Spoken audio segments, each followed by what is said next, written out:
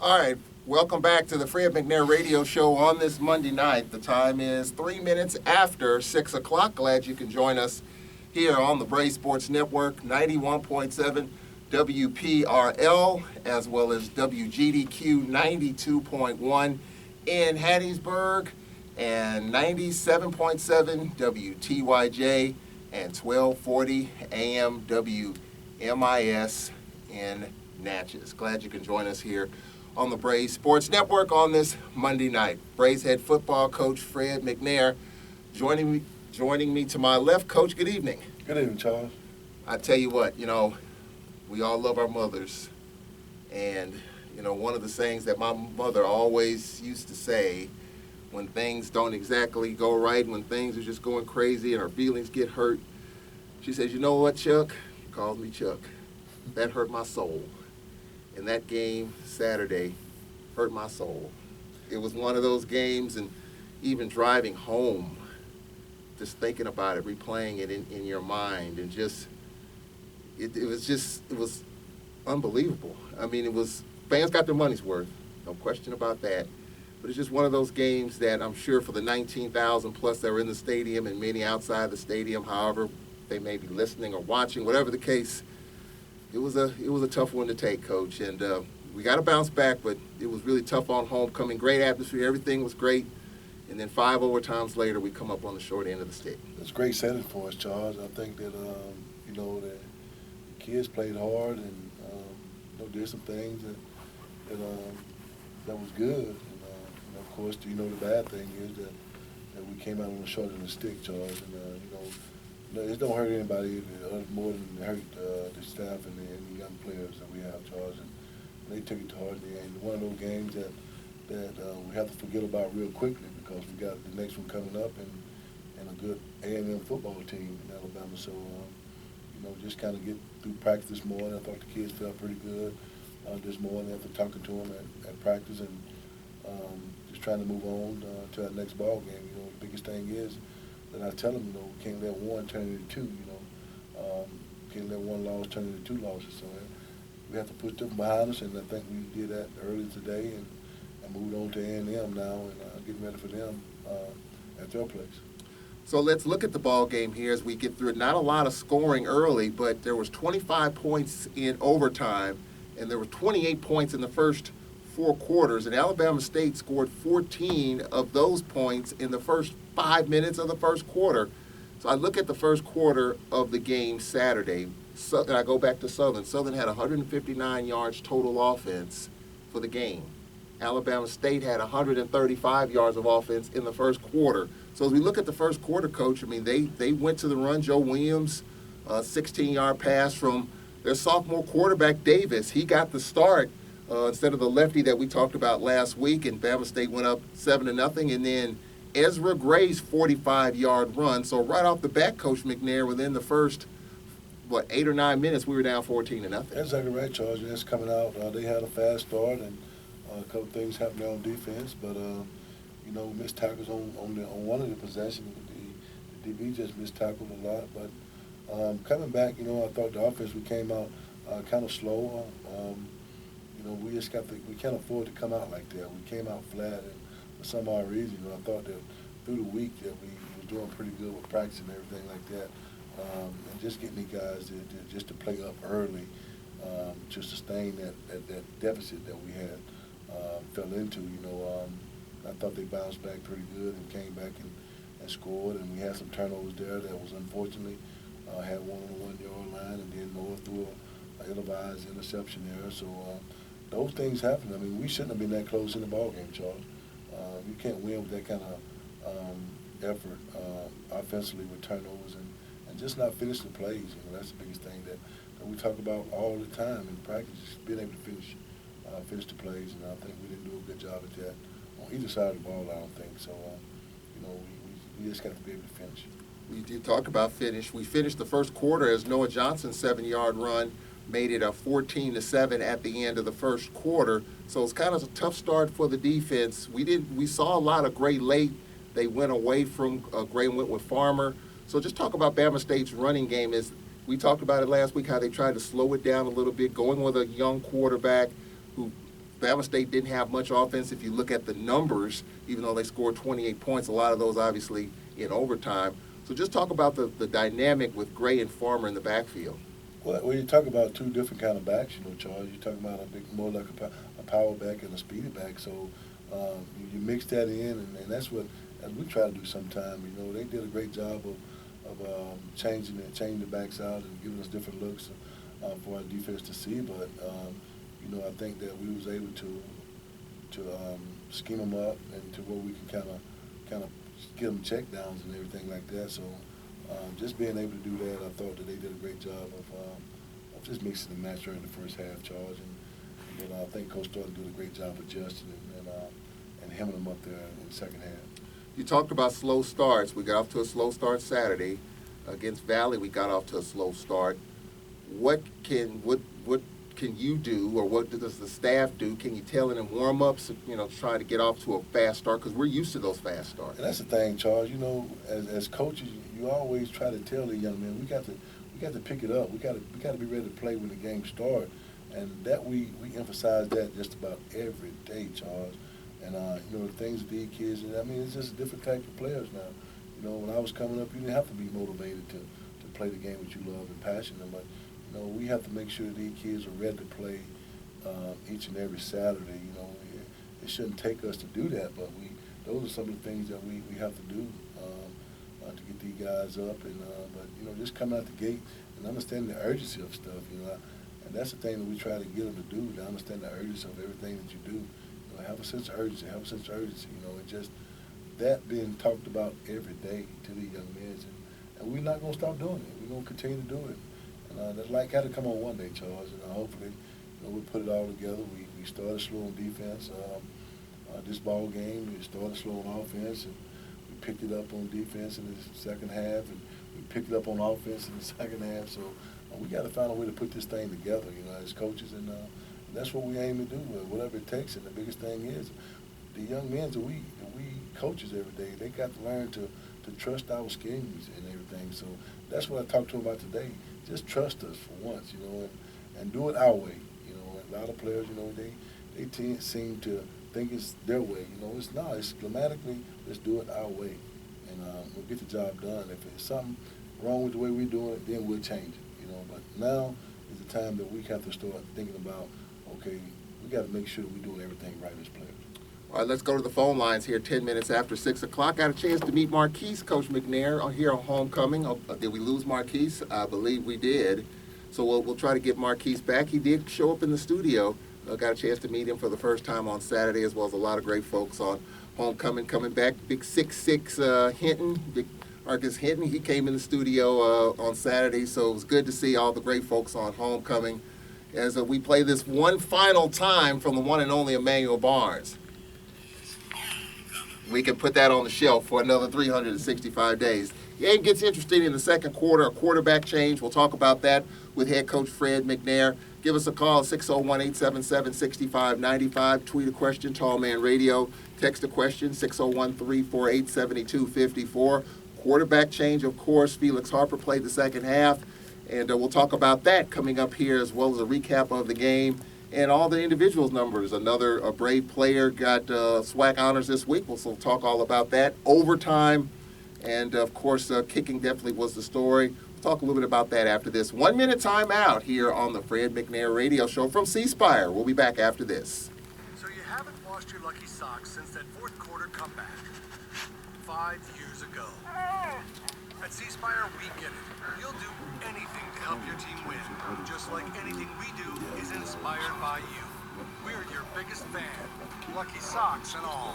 From business to home to wireless, our inspiration is always you. C Spire, customer inspired.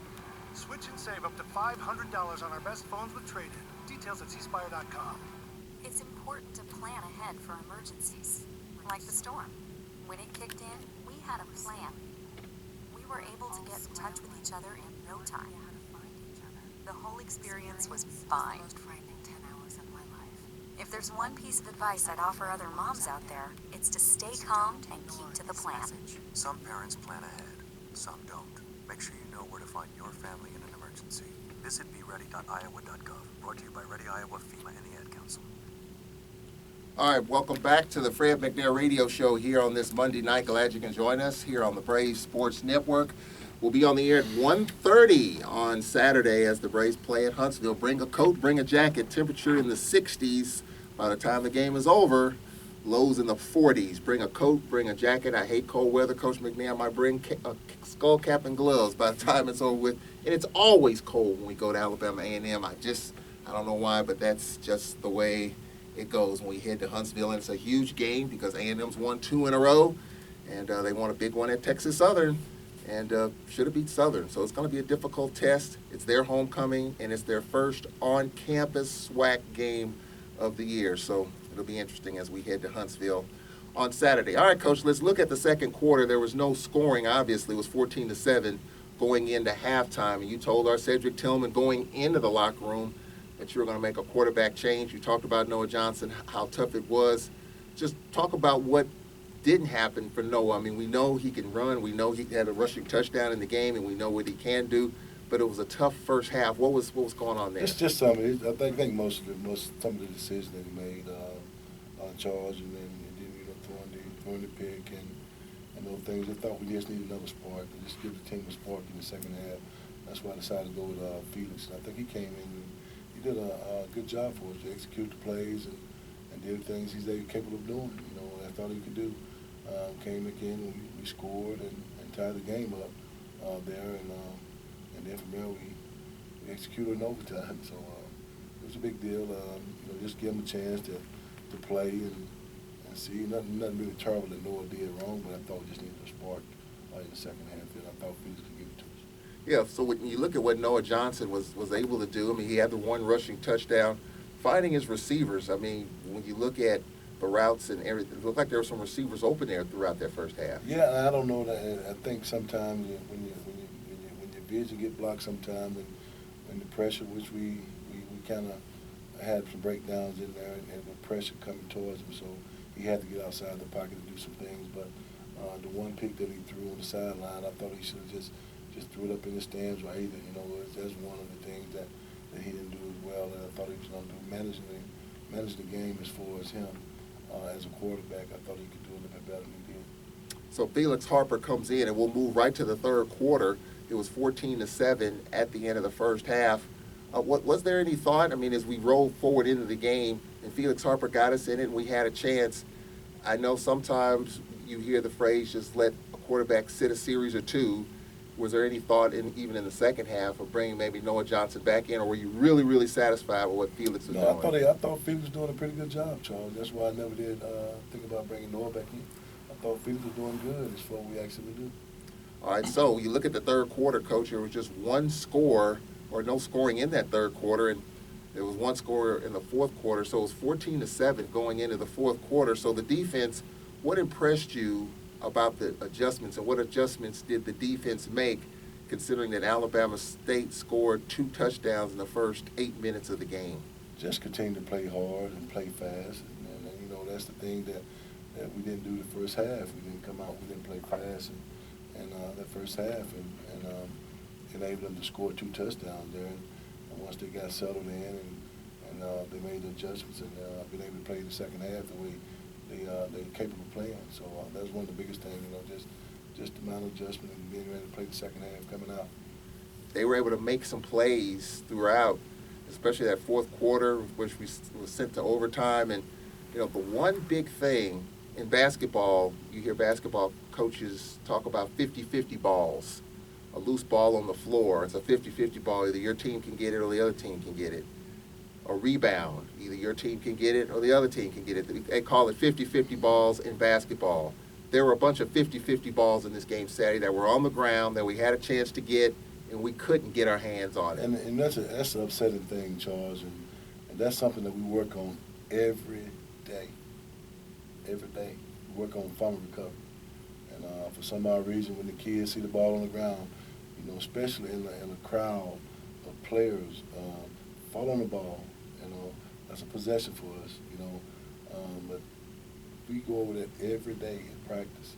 And for some odd reason, guys get in the game and think they can score touchdowns, and that's one of the things that just bothers me a lot, when things like that happen, and they know what they're supposed to do, and they do something totally different during the course of the game, and that just bothers us as coaches, and we talked about that today and this morning during the course of games, and it's just frustrating sometimes that when it happens, and they know what they're supposed to do when it's like that. So just if the kids just understand, I told them today, guys, y'all just got to learn to trust us. We know what we're talking about.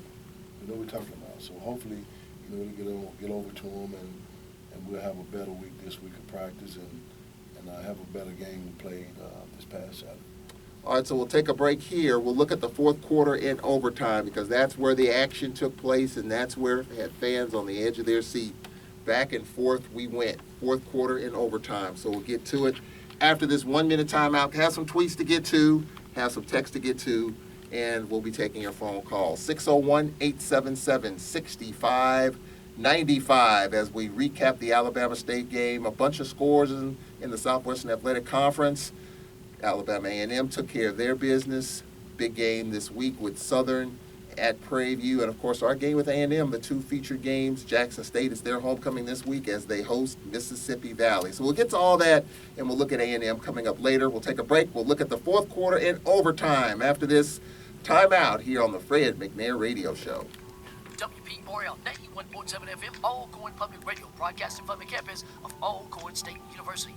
WPRL invites our listeners to join us each and every day for the best in gospel, jazz, R&B, and hip-hop. WPRL is Alcorn Sports Radio Network. WPRL is on the World Wide Web at WPRL.org. WPRL, it's a family affair. Charles Evans, Operation Manager. Shay Miles, Gospel Music Director, System Analyst and Internship Supervisor. Myrtle Hedrick, Secretary and Traffic Director and Chair of the Mass Communications Club. Jamario Chavez Brooks, R&B Announcer and Producer. WPRL, your community-minded radio station where it's a family affair.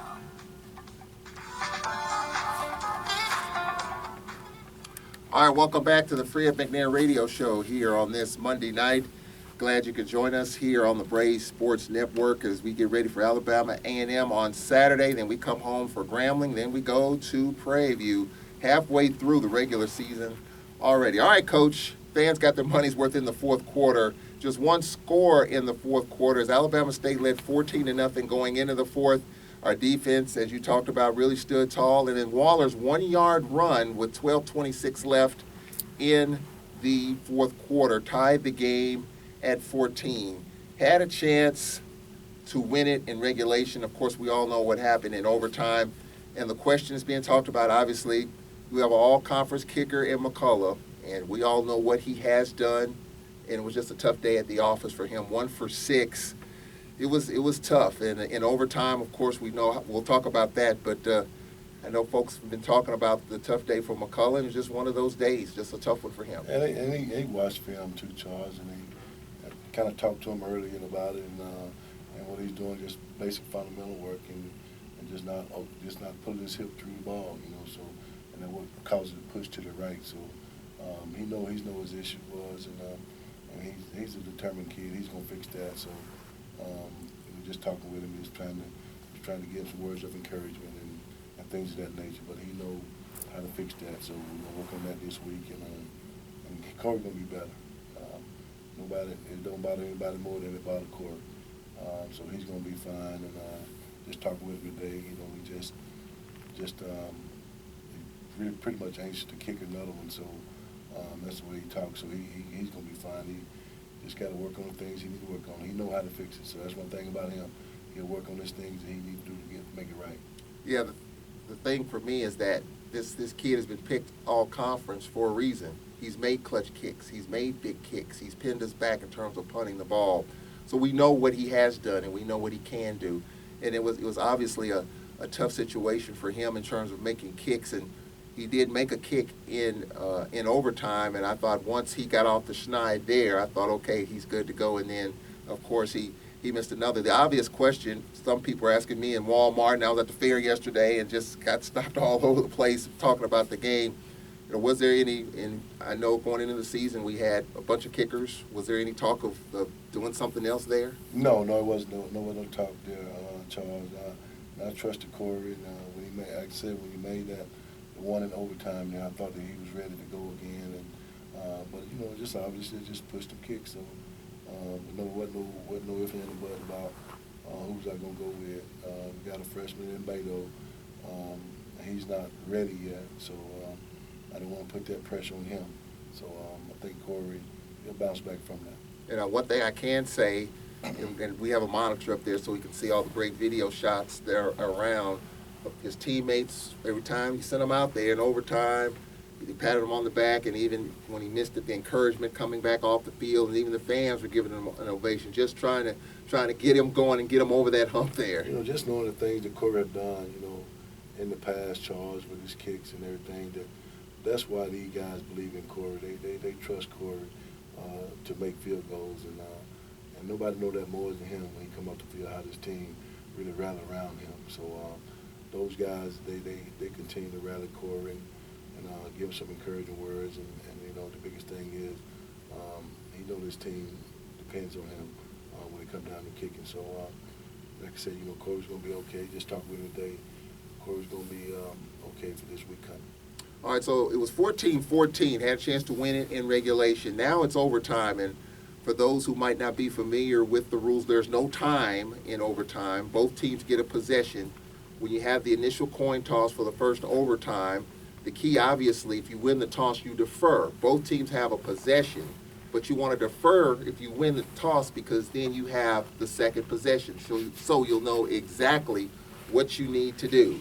So we had an opportunity there. Coach was back and forth, so if you defer, then the second time around, the other team gets an opportunity. So it was kind of back and forth. Time is not of the essence. It's from the 25-yard line going in. It's a field goal. The other team gets a field goal. We play a second overtime. Of course, we had 5 overtimes. So that's the rule. So let's talk about the overtime, Coach, because that's where things really got interesting. We had an 8-point lead, and that's where I thought we had momentum. We got the touchdown and the 2-point conversion. We go up by 8. So Alabama State needed a touchdown and a 2-point conversion to tie. So let's start there. Talk about getting the touchdown and the 2-point conversion. I thought it was very big there, Charles. Just get that touchdown and then 2-point conversion, go about 8. And with the defense playing the way where they were, I thought they was going to really hold them down on that one. And unfortunately, they scored a touchdown and got the 2-point conversion. Just a couple of technique issues with some of the guys, but I thought we could hold them and win it right there with the 8 points. And but unfortunately, they came in and scored a touchdown and got the 2-point conversion. Yep. So Waller's 22-yard run, and then Jefferson's touchdown reception. Tyreek Allen's pass from Davis, tied it up, and then Hanson made a field goal. Then McCullough made a 39-yarder. So in overtime, that fourth overtime, when he made it. Talk a little bit about that in terms of maybe this, we know what he's done. We, hopefully that could be the start of many kicks going in overtime. And that was the one that factored into everything, Charles. When he made it up, and I said, well, he's back, So the next opportunity, he have to kick it again if he have to. So those were the things that made the factor into what my decision for just to stay with Corey, because Corey been doing good for us. And when he made that one, they get us back in there. So. The next time, if it came up, it was going to be Corey. And then Hanson, of course, made the 37-yard field goal to win it. And I know it was tough, Coach. I know it was tough. There was 25 points in overtime. It was back and forth. It was just emotionally draining. And I know for the team, losing at home one, losing on homecoming, the great pageantry, the 68 Golden Girls. It was a great atmosphere. Everything was there. I know it was pretty down in the locker room. What'd you tell your team? I just basically told them, that's what you have to do. I thought they fought hard. I thought they played hard. And what I told them, and the biggest thing is we just can't let this one turn into 2. Just kind of get back, refocus, and get back to practice on Monday, and get ready for a good Alabama A&M football team. And basically that's it, Charlie. The effort was there. I thought the team, as a team, played very good. We just failed to execute. We had 3 turnovers. And, you can't win ball games against good football teams like that. And that was one of the things I told him, you just can't win like that. And it shows. And we just got to get better and D guys ready to play a good A&M football team, Charles. All right, I believe we have Marquise back on the line. Marquise, are you there? All right, Marquise, glad you can join us. Good evening. Yeah, how you doing, y'all? Doing pretty good. How you doing, Coach? I'm doing good, Marquise. Yeah, Coach. I don't know what to say about that game, man. I'm not happy about it because I sure hate y'all lost this game. Yeah, it was tough. I mean, it was one of those back and forth. It was pretty emotional. Quite a bit of action in the fourth quarter. Did you enjoy homecoming? Yeah, I really enjoyed it. All right, you have another question for us? Yes, what happened to that number? What happened to y'all quarterback number 13? Yeah, I think sometimes, Marquise, when you have to just change up for some time and just try to get a spark somewhere. And I thought that the second guy would probably come in and give us a little spark there, in which he played good for us, Marquise. Yeah, no, I'm trying to see why y'all didn't put him out there because I felt that y'all pulled him out of the game. Yeah, we did after the first half was over. All right, Marquise, we have a lot of calls coming in. We appreciate you calling. Oh, thanks so much, y'all. All right, we approached the halfway point. We're going to break down the numbers here, and we'll take a break. We'll be right back after this, halfway through the Fred McNair radio show here on this Monday night. Back in 1 minute. A promise was made. A promise that hit the beaches of Normandy. A covenant that split the skies over Berlin. A vow that captured Iwo Jima. A promise was made. A solemn oath that liberated Seoul. A sacred trust that defended Quezon. A pact that dug in Da Nang. A contract that weathered Tet. A promise was made. A pledge that stormed the desert in Iraq. A bond that patrolled door to door in Fallujah. An IOU that braved IEDs in Kandahar. A promise was made to America's veterans. A promise we all must keep. DAV fights for all veterans and their families so they get the health care, financial benefits, and support they earned. If you're a veteran who needs help or you'd like to help us keep the promise, visit DAV.org. All right, bottom of the hour. Let's pause 10 seconds for station identification. This is the Braves Sports Network. You are tuned in to WPRL 91.7 FM, broadcasting from the campus of Alcorn State University.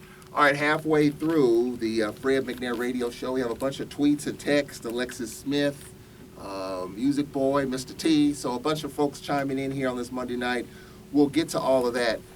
Coach, you look at the quarterback play. You talked about Felix Harper and how he was able to settle things down. We didn't have Ray. We didn't have Darius Anderson. How much do you think that impacted things at the end of the day? Well, at the end of the day, Charles, we always talk about the next man up, and we was prepared for that, and missing Ray, he's a great addition to our football team, and by him just coming back this year after missing the whole last year, just about, he's a big factor. But I think that Coach Phillip has done a great job with that receiving corps to get the best out of those guys that we can. We still got a good nucleus of receivers to get the ball to. So Ray, he hopefully he'll be back this week. I'm not sure. We'll take it one day at a time and see how he works. All right, Cedric Foster's on the line. He joins us here on this Monday night. Good evening, Cedric. How you doing? Good evening. I'm okay. I can tell by the first. Oh man, I listened at that coach and Charles. I listened at that entire game, and my neighbors, they probably just thought something was going on at my house. But I think you answered one of my questions. About the quarterback situation, because I was listening to it, and I don't know I can't think his name, the sideline reporter. Cedric? Asked you, and you said you was making it, and the way you said it, you were making a change, the second half. So, but you answered that question. But Coach and Charles, I do have this question because Charles, you mentioned this. After losing, I went to the SWAC website to look at the standings. How is that going to affect the standings now? Because it seemed to me, and on our side, the East side. We got to beat Jackson State. Definitely got to win this game, Alabama A&M, and that's my question. You don't think it's too late for us to be the champions of the East, and basically, I don't think it's too late, but that's the question I want to ask because it's going to be really tough now. So, Coach, I'm just going to hang up and listen and see what, get your response on that. All right, Cedric, we appreciate it. Well, the one thing that we've had, Coach McNair, we've had a great advantage in years past in playing from the front. We win those division games. Now, they're SWAC games, of course, the 7, but then the division games, Bama State, A&M, Jackson, Valley. That's the important ones because now any tie break with those division teams, those 4, if you beat those teams head up, you get that. And usually we've handled Alabama State in the early going, and usually the last 4 years we've been playing from the front. We won those games, even though we've had a stumble here or there late. We've had at least a 2-game cushion, maybe a 3-game cushion to where if we drop one, we still have that and tiebreakers because we've beaten Bama State, we've beaten A&M. But with this loss, it doesn't knock us out of it. But I think this game coming up is critical for the chance to win the division because now Alabama State, because they beat us, any tie between Alcorn and Bama State would mean Bama State would win out if they in fact are tied with the Braves for first. For Alabama A&M, they are not eligible. They are not eligible to go to the SWAC championship game. They are on probation. However, the game still does count. And if you want to go back to SWAC basketball, Grambling won the regular season in basketball. They were ineligible for the postseason. The SWAC passed a rule a couple of years ago. If you're on probation and you can't go to the postseason, you can't participate in your conference tournament. So Alabama A&M is on probation, but the game does count in the standings. So you want to have at least the tiebreaker, which I call ace cards, a hole in the, you want to have an edge there. So this game, Cedric, is huge because Alabama State beat us. They would have any edge down the road if it came down to that. But then if you don't beat A&M, and we hope that happens. And unfortunately, if it doesn't, then you're looking at a totally different situation. So the bottom line is, Coach, going forward, you talked about moving forward. This game in Huntsville is really, really, really huge because it's their homecoming. It's their first on-campus conference game of the year. They won 2 in a row, and they feel like, hey, we can't go, but we can make it. We can spoil some other folks from getting to where they want to be. So they're going to be charged up, and we have to match the energy. There's no doubt, Charles. That's what I talked to the guys about earlier, Charles. We have to go with a high level of intensity, man, and play our brand of football. We haven't done that yet, and we just got to make sure we get it out of the young men this week to come out and play a full 60 minutes with all 3 phases of the game, and that's what we got to do. That's what our intention to do as coaches to get these guys prepared for this week. Well, look at the final numbers, Coach. We ran 91 plays. 91 plays, 530 yards. Alabama State had 240 yards of total offense. They had 135 of those in the first quarter. So you just go inside the numbers. We only held them to 105 yards of total offense the last 3 quarters and the 5 overtimes. So defensively, we hung in tough. 91 plays total. So you look at it, the balance, we were able to run the football all over the place, and Waller was terrific. P.J. Simmons, just talk about P.J. Simmons, and we really were trying to integrate Foreman, Waller, as well as P.J. Simmons. Yeah, P.J.'s been doing a great job for us, Charles. He had 20 carries there for 104, but, overall, those guys been doing great. Glad we got Waller back, he was out ever since the Georgia Tech game, and came back in the Southern game and played well in the Southern game. So, with him, PJ, and Former at their running back position, it give us a lot of things that we can do personnel-wise, and I think that overall those guys are doing a phenomenal job running the football. We'll talk about the defensive stats in a moment. We have another call coming in. Robert from Utica, up Highway 2718, whichever way you want to look at it. Robert, calling from Utica. Good evening. Yeah, what's going on? I'm doing pretty good. How are you? All right. How you doing, Coach? I'm doing good, man. How you doing? Yeah, all right.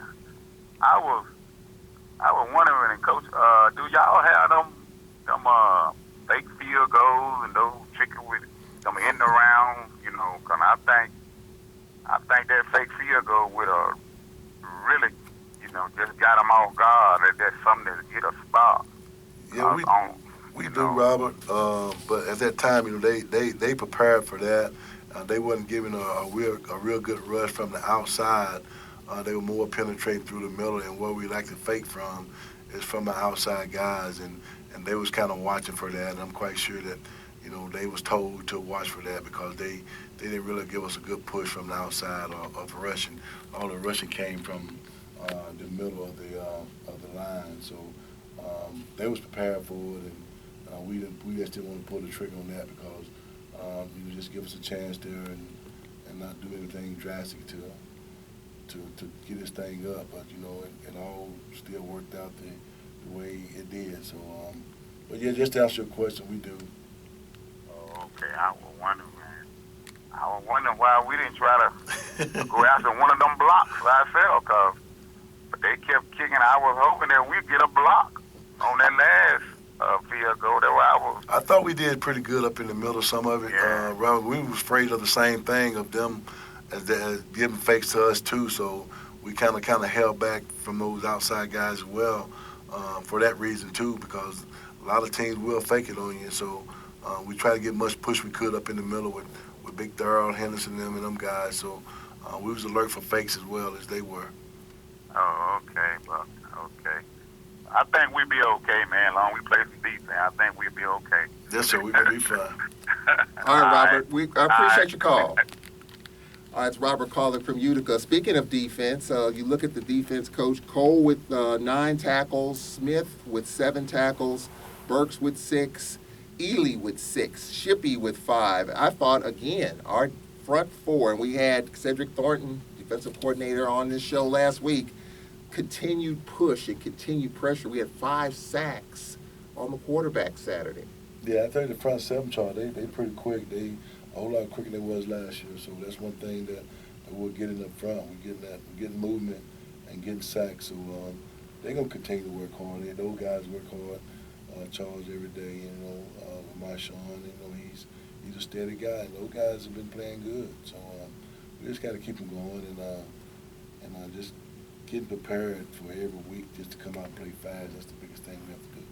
Offensively, was it tough to stretch the field on Alabama State? I mean, Felix Harper was 5 of 12 for 52 yards. We only threw for 122 yards. Of course, Noah Johnson only played the first half. Was it tough to stretch the field? Were there some receivers open for the most part as you look at the field? Well, we did have some open guys. We just missed them.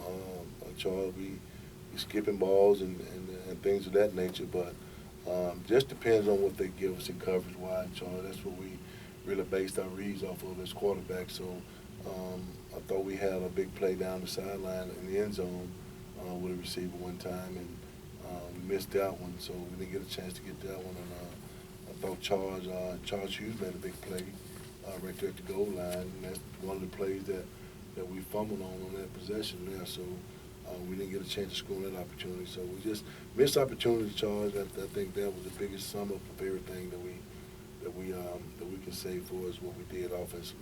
Well, we talked about penalties. We had 7 penalties in the game for just 50 yards, so they weren't the big ones. Talk about how we were able to cut down on that a little bit. Were you happy with that? So anytime you get 50 yards in penalty charge, you're pretty much safe. I think not giving up the big penalties, and I think that by us just continue to talk to the young men about the bad fouls, the big fouls, and things of that nature. I think that we're doing pretty good. We had one there with Darren Henderson helmet came off. We got a big one for that one. But that's just a kid when his helmet come off. He just continued to play, and just don't want to give up a touchdown because the helmet came off. But we'll take that one there, Charles, because that's effort and what he was doing. So normally he's supposed to stop when his hat come off. So, but just the effort he gave, I think means a lot to Coach Thornton, this program. So those guys are really putting forth the effort to do everything right. All right, so we'll take a break here at 42 minutes after. A bunch of texts and tweets. We'll get to that coming up here on the Fred McNair Radio Show, the SWAC scoreboard, the standings, and, of course, Cedric Foster talked about that.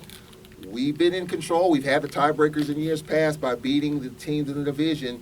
But with this loss to Bama State, we still have to keep playing. We still have to take every game 1 week at a time, but a big one coming up Saturday against Alabama A&M in Huntsville. So we'll take a break. We'll be right back with more of the Fred McNair Radio Show on the Brave Sports Network. Alcorn State University and the Trademark and Licensing Administration have joined to coordinate the placement of the university marks, both externally and internally, on items including shirts, caps, or other products. The university licenses will only use those products which reflect positively upon the university and are in keeping with the university's mission. The trademark and licensing of the Alcorn State University insignia was established to protect the Alcorn State University name and identifying marks.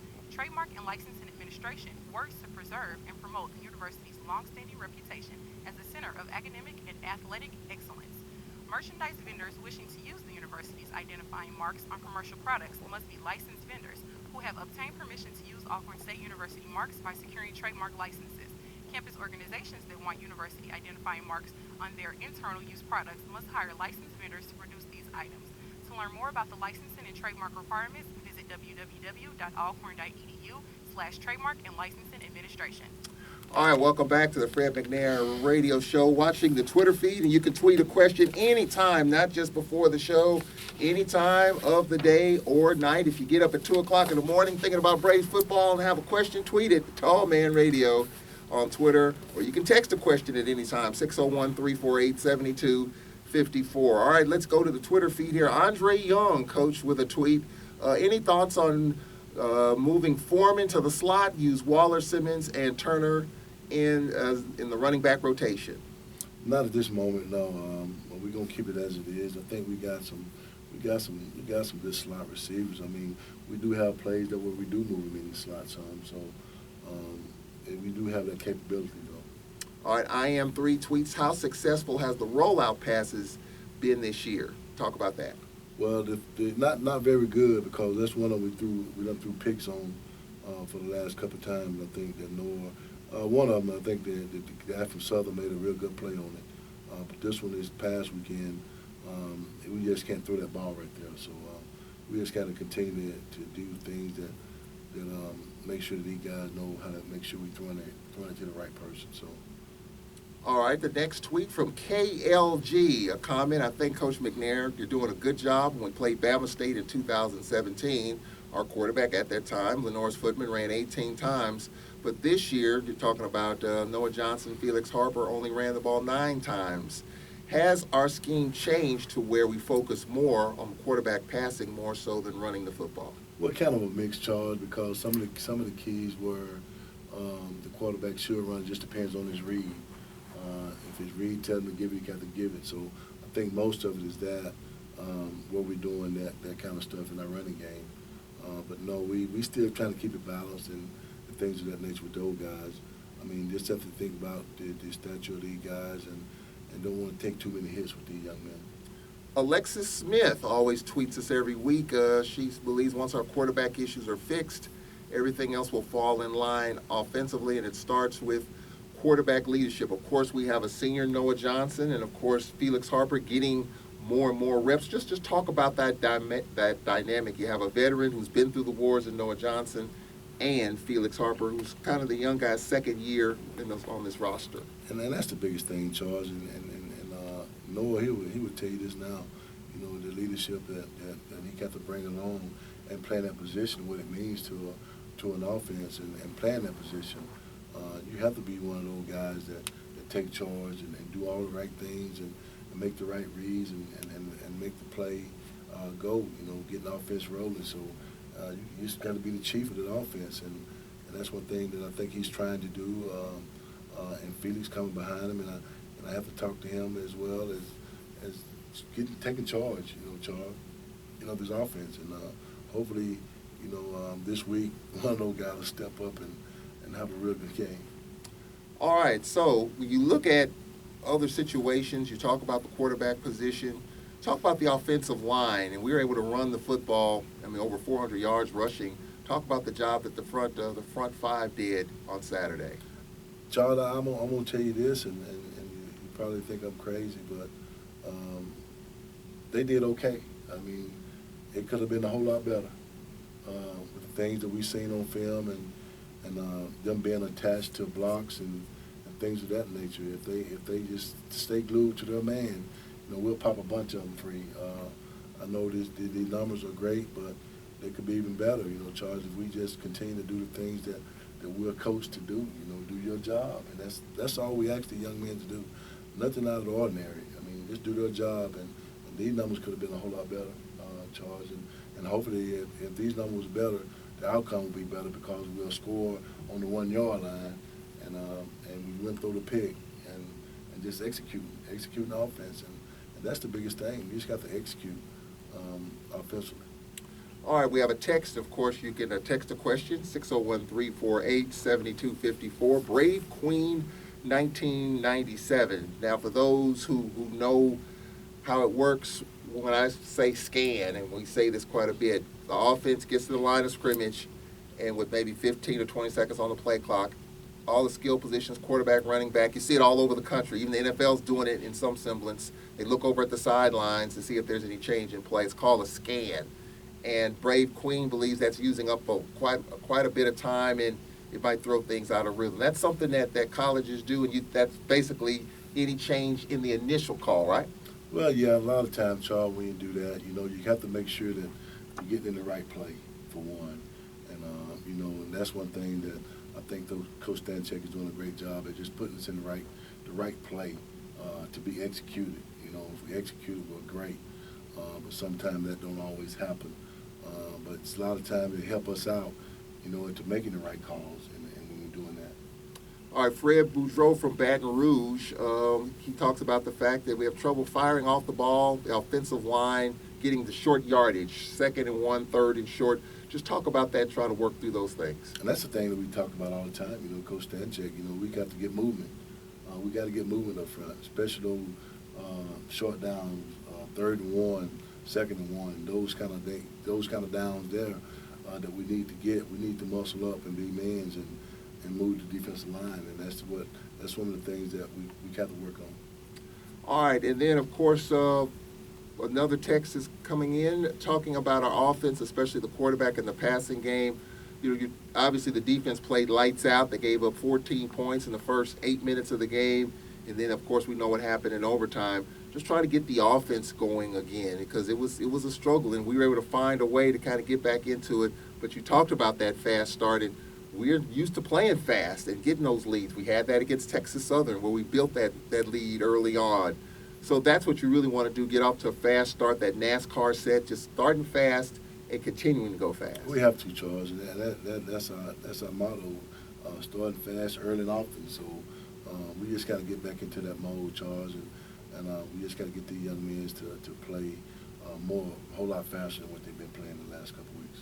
All right, it's 6:51. We'll get to the SWAC report, and we'll look at Alabama A&M, a huge game for the Braves. It's some big games for teams in the conference. Southern playing at Prairie View. It's one of the big games. The Jaguars were off last week, and for the Braves, it's a huge game in Huntsville on their homecoming, the 3 H's. And we've had success in Huntsville against A&M on their homecoming in years past. So we'll talk about that. SWAC report, standings, all that coming up after this 1-minute timeout on the Fred McNair Radio Show.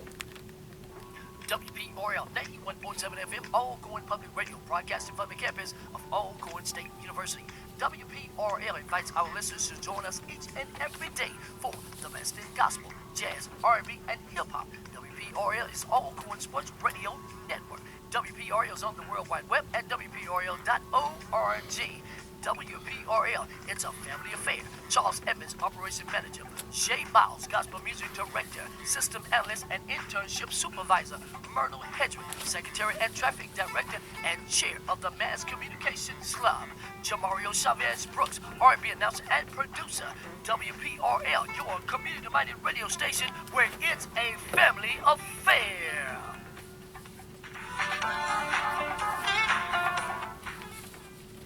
All right, welcome back to the Fred McNair Radio Show, 52 minutes after the hour. All right, as we look at the scores from across the conference, 48 hours ago, Jackson State, of course, they changed offensive coordinators, and they beat UAPB 30-27. Valley falls to Bethune-Cookman 41-27. Alabama A&M with a 42-21 win over Texas Southern. We'll talk about Alabama A&M in a moment. And Grambling over Oklahoma Panhandle State 62-7. Coach Waller got newcomer of the week, 214 yards and 2 touchdowns. Of course, he was out for a few weeks after week 1. He seems to be rounding out in the form. Yeah, he's coming of age, Charles, and that's one of the kids that works hard in practice, running the football, and hope he just continue to work as an individual, and he's a good person, Charles. So Waller back in the fold. So with the games in the league, and you look at the standings, Coach, Alabama A&M 2-1. You know, we're right there. You got Jackson State with a loss. You have Alabama State with a loss. And Cedric Foster kind of brought it up. You know, where are we in the standings? We just have to handle our own business. And if we do that, that's all you can do is control the controllables, as another coach once said. All you can do is just kind of do your part and let's see where the other chips fall. That's exactly right, Charles, and that's what we got to do all this week and get ready for a good A&M football team and just play our can of football, and hopefully we'll be able to do that this week, preparation this week, and get ready to go play Alabama A&M. Yeah, Alabama A&M 2-1. Your Braves are 2-1. Jackson State 1-1. Bama State 1-1. Bama State playing at South Alabama this week. Jackson State is their homecoming. They host Mississippi Valley, and of course the Braves and Alabama A&M at 2 o'clock. Grambling at Texas Southern, another big game Saturday night at 6 o'clock. And Southern at Prairie View at 5 o'clock will be amongst the early games along with Valley and Jackson State. Grambling, Texas Southern at 6, Southern at Prairie View at 5 o'clock. So we'll be watching the scoreboards as we head home on Saturday evening. All right, so let's look at Alabama A&M, Coach, a team that really, you talk about one of the surprising teams. They let James Spady go last year, and they have done an outstanding job. Should have beat North Alabama, should have beat Southern, but they bounced back nicely. They're 2-1 in the conference, and a big win as they make the long trip to Houston, and they win 42-21. We're going to be dealing with Trevon Walters. He had a breakout performance. He rushed for 2 touchdowns, and he had 162 yards on 10 carries. They've got a pretty nifty quarterback that doesn't make a lot of mistakes. Jordan Bentley, another guy, seems to be at A&M for 20 years. He had 47 yards. He used to be their featured back. They led 14-0. Texas Southern tied it up. And the next thing you know, Alabama A&M went up 28-14, then 28-21, 35-21, and then they won 42-21. So Clash, we're going to be dealing with him, as well as Glass, another good quarterback we'll be dealing with. So another nifty team, a first-year quarterback. And what's going to be the big concern here as you look at Alabama A&M's offense, who seems to be scoring a bunch of points? Well, the biggest thing, Charles, is that quarterback is a pretty good quarterback. He get the ball out very quickly, and of course the running back, Walters, and he's a dynamic dude, man. So we got Bentley, we got them, we got the receivers, and I tell you what, got our work cut out for us for the defensive side of the ball. So I think we'll be up for the task, and I think Coach Thornton did a great job getting those guys ready. And on the defensive side of the ball, they pretty good up front. The linebacker core, with their leading linebacker, Holloway, he does a real good job. I think he got like 55 tackles, and I think he leads the SWAC in tackles. So offensively, we just got to make sure that we're doing everything right and just executing our game plan. All right, so talk about their defense. I mean, they were up 14-0. Texas Southern came back, but then A&M's defense kind of battened down the hatches. They did that against Southern. So what is it about their defense? They do a lot of stuff, Charles. They mix it up on the defense side of the ball. And like I said, Holloway, he's the man on that side. So he's the linebacker, and he's the dude. So they mix it up in the secondary, variety of coverages and things of that nature, blitz. And so we got our work cut out for us on offense, too. Just got to make sure that we executing to the fullest. Everything done right to come out of this ball game victoriously. Try to get back on track. I mean, obvious question about our quarterbacks. Talk about Noah Johnson, his confidence, a bunch of tweets and texts about him in terms of his confidence. I mean, I would assume he's a veteran. He's been through the ups and downs. It's a matter of picking himself and everyone else picking him up. He handled it very well, Charlie. He knew at halftime he talked to Felix when he came off the field, and there wasn't no attitude about it, and he was very good. You know, he's been in it before. You know, he's been there. So He knows what it takes to bounce back from this. And like I said, he's been very good today. Saw him this morning. But he's doing everything he can to make sure he's doing everything right this week to get this team rolling. Is it too early to say who's the starter? Have you made a decision? Yeah, it's too early right now. We'll see how practice goes tomorrow and Wednesday, Charles, and we'll make that decision on Thursday. Yeah, it's just the ebbs and flows of how football goes. I mean, good games, bad games. This one was tough, but what's a mark of a good team is how you bounce back. And one thing we have done, we have been able to bounce back. There may be some early adversity because we used to get down the starting blocks pretty quickly. But adversity doesn't matter when it happens. You have to pick yourself back up, and hopefully we can go to Huntsville, where we've had success in the past, and get back on track. I always tell the kids, since I've been going to school here in Alcorn, it ain't always been sunny, Charles. So, we have to just bounce back, and old rainy days get cloudy sometime, but, when you fight through adversity, that's one thing that you got to be positive about, and how you're going to get back up from it. So I think these kids, they up for the challenge, Charles, and I think that this morning was a proven sign for it, and the way they came out and worked this morning. So we just got to maintain their confidence and make sure they're doing everything right. Well, Coach, we really appreciate it, and let's get back on track, and we'll talk to you this time next week. Hopefully a Braves win and getting back in the win column. I appreciate you, Charles. That's Braves head football coach Fred McNair. We will be on the air at 1:30 Saturday afternoon from Huntsville. Bring a coat, bring a jacket, bring a skull cap, bring gloves. It's going to be 60 degrees, could be in the 40s by the time we get out of there on Saturday. Kickoff at 2 o'clock. We'll talk with Ted Dixie of the Alabama A&M Radio Network on the pregame show on Saturday as the Braves take on the Bulldogs in their first conference game of the season in Cruz Stadium. We'll be on the air at 1:30. That'll do it for the Fred McNair Radio Show. Thanks for all the calls, the texts, and tweets. We'll talk to you next Monday night on the Fred McNair Radio Show. So long, everybody.